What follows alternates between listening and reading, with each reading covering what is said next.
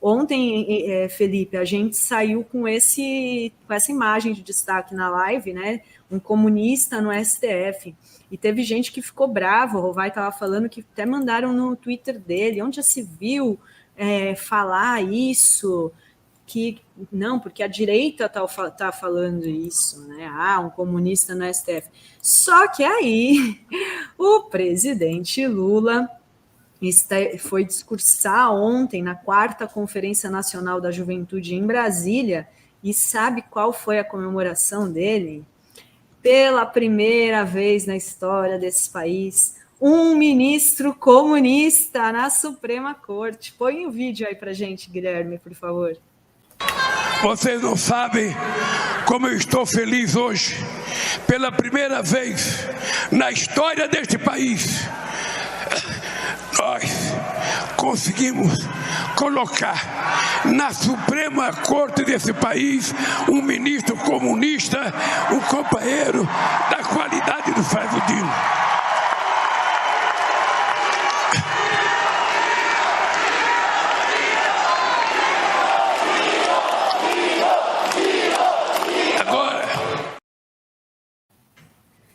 Muito boa essa fala, como diz aqui a Magda Lombardi, né, Felipe? Que vitória do governo. Por que a fala é boa? Vamos lá. Porque a primeira coisa que nós temos que fazer é esclarecer que o termo comunismo é obviamente utilizado de forma pejorativa, descontextualizada e desprovida de significado pela extrema-direita. É isso que eles fazem. É uma estratégia nazista. Está lá no livrinho que eu sempre menciono aqui, do Viktor Klemperer, A Linguagem do Terceiro Reich. Uma das estratégias é ressignificar palavras para que elas pareçam, tenham um tom pejorativo e se joguem contra os adversários políticos. Então, para começar, ninguém é comunista científico aqui. E não existe nenhum comunista científico no governo e não existe nenhum regime comunista no mundo. Vamos deixar isso bem claro.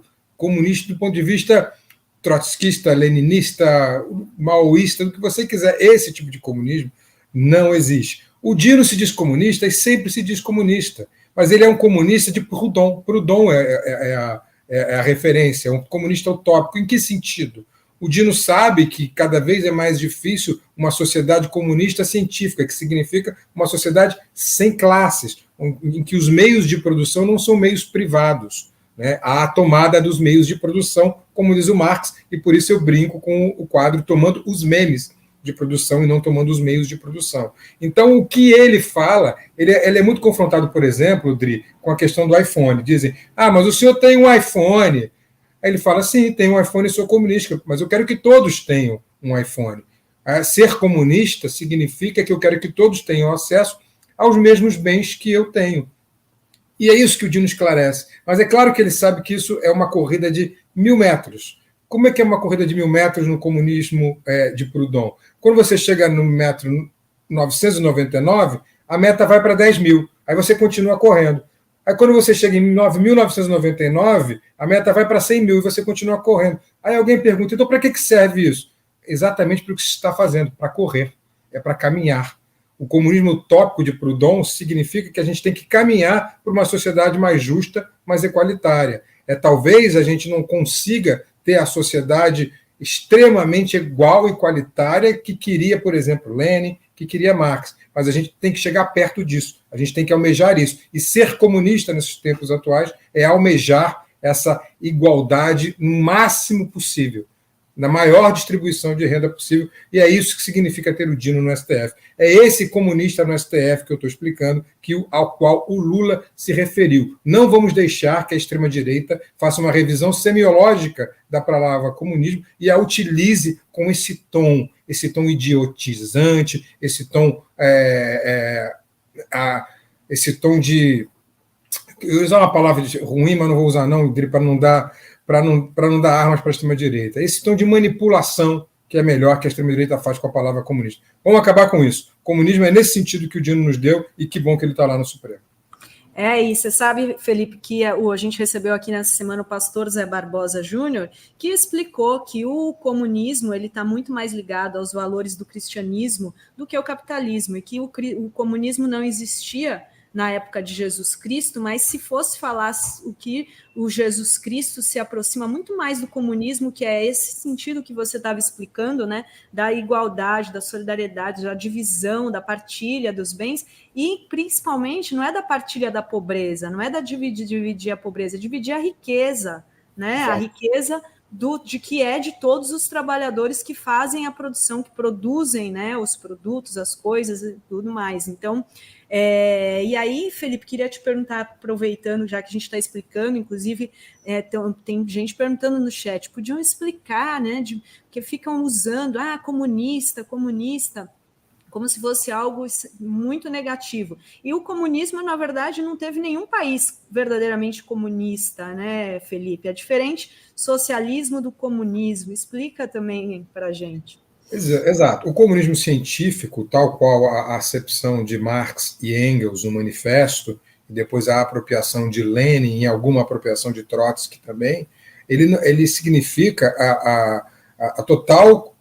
os meios de produção totalmente comuns. Não há um dono dos meios de produção. É isso, é a tomada dos meios de produção pela classe trabalhadora. Então não existe o conceito de mais-valia, que é o que produz, o que distorce o capitalismo. O que é o conceito de mais-valia? Numa explicação muito básica, que quase toda a nossa comunidade sabe, mas que vale aqui para quem, né, desconhece, vale principalmente para a extrema-direita. Mais-valia é a diferença entre o que o trabalhador ganha e aquilo que o capitalista ganha na venda do produto. Então, se você ganha 10 de salário e aí o produto vale 100, 90 ficou de mais-valia para o empresário, para aquele que tem os meios de produção. Numa sociedade comunista, esses 90 seriam divididos por toda a classe trabalhadora e por toda a sociedade. Não haveria a mais-valia. É disso que estamos tratando, dessa sociedade comunista que nunca existiu em nenhuma parte do mundo. Existiu uma sociedade socialista, que pode-se dizer que é um degrau mais perto do comunismo, em que boa parte do Estado intervém para que haja boas condições de vida da população mais pobre.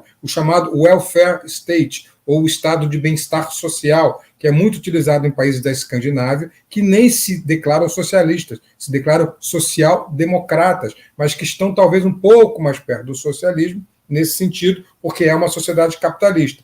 A União Soviética foi uma união socialista, de república, União das Repúblicas Socialistas Soviéticas. E mesmo com toda a explanação de Lenin, a partir dos conceitos de Marx e Engels, não chegou nunca a ser efetivamente uma sociedade comunista, mas sim chegou a ser uma sociedade socialista em que os meios de produção não eram de origem privada, eram do Estado, mas ainda não havia a total igualdade de classes, ainda havia uma diferença de castas. Então, isso que a gente tem que explicar. Nunca houve o verdadeiro comunismo nesse sentido. O que houve foi o comunismo utópico, que eu já expliquei, de Proudhon, e é esse comunismo que se refere o ministro Flávio Dino.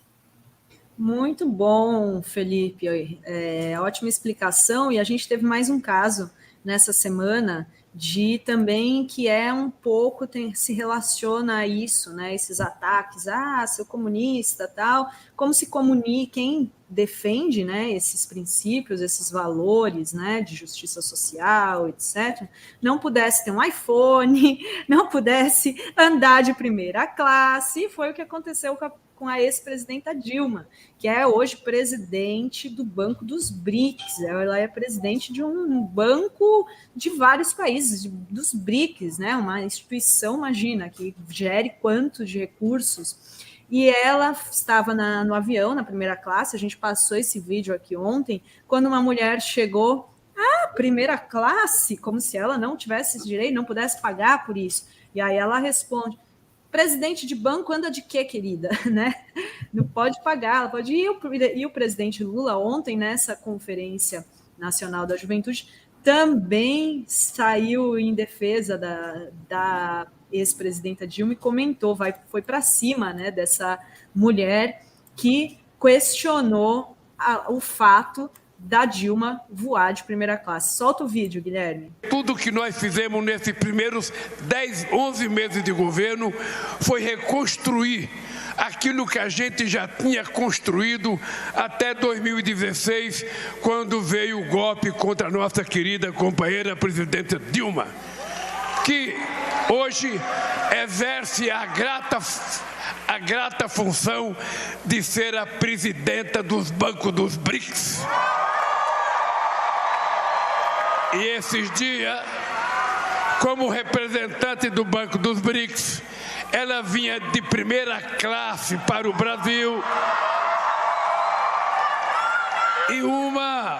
E uma fascista que estão em todo lugar foi tentar dizer para ela: a senhora está entrando na primeira classe.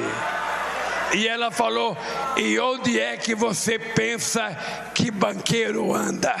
Eu sou agora presidenta do banco. Muito bom, né, gente? É muito bom, muito bom. E isso aí carrega duas coisas. Primeiro, a misoginia tradicional, né, contra a ex-presidenta Dilma, que sempre é um país misógino, mas quem mais sofreu essa misoginia, Adri, foi a presidenta Dilma. Mas vamos lembrar que a gasolina chegou a R$ 2,50 na época da Dilma, e se colocavam nos tanques de gasolina dos carros uma foto da Dilma com as pernas abertas. Você deve lembrar disso. Isso estava aí os fascistas fazendo isso.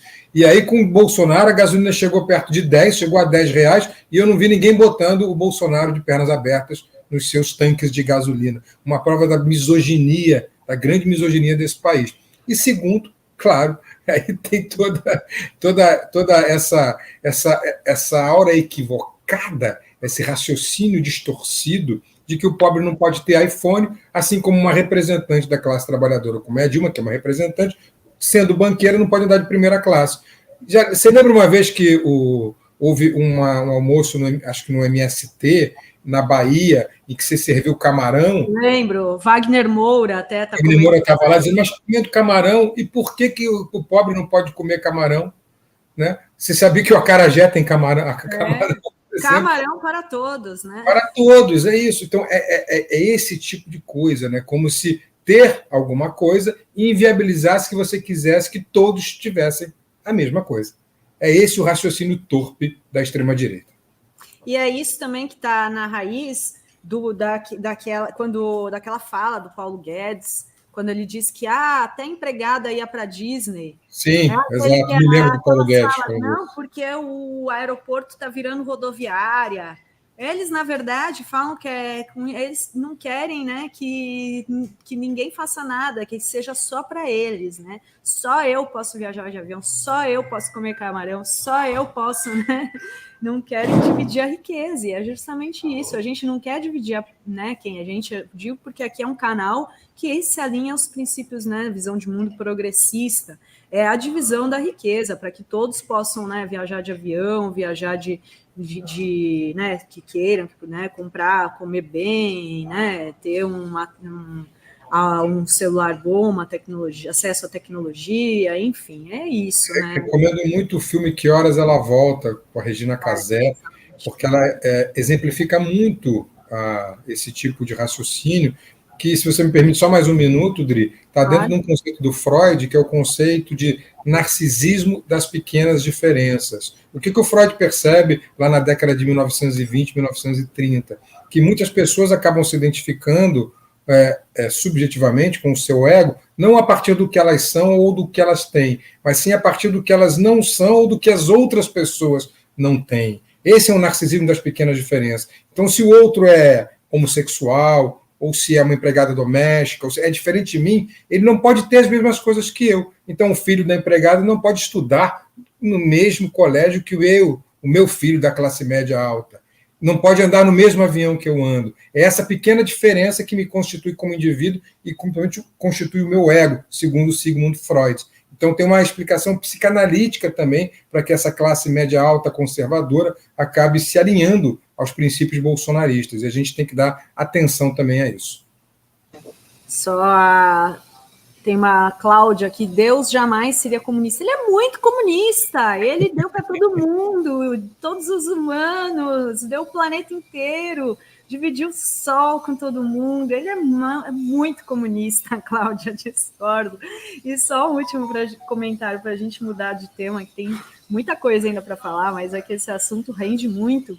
mas você viu que o presidente Lula chamou a mulher de fascista, né? Acho que ele seguiu o conselho da Janja, né? Que disse na conferência do PT no último final de semana que tinha que chamar os bolsonaristas de fascistas, né? E é o que eles são. Então, e o presidente Lula fala, uma fascista, né? E só para observação. Mas olha só, gente, fantástica a aula desse brilhante professor. É isso aí, né, Felipe? Obrigado, gente. E vai ter corte, hein? Vai ter corte para vocês mandarem aí para a galera. Olha aí, ó, comunista, você tá falando que comunista é ruim? Olha aí, né?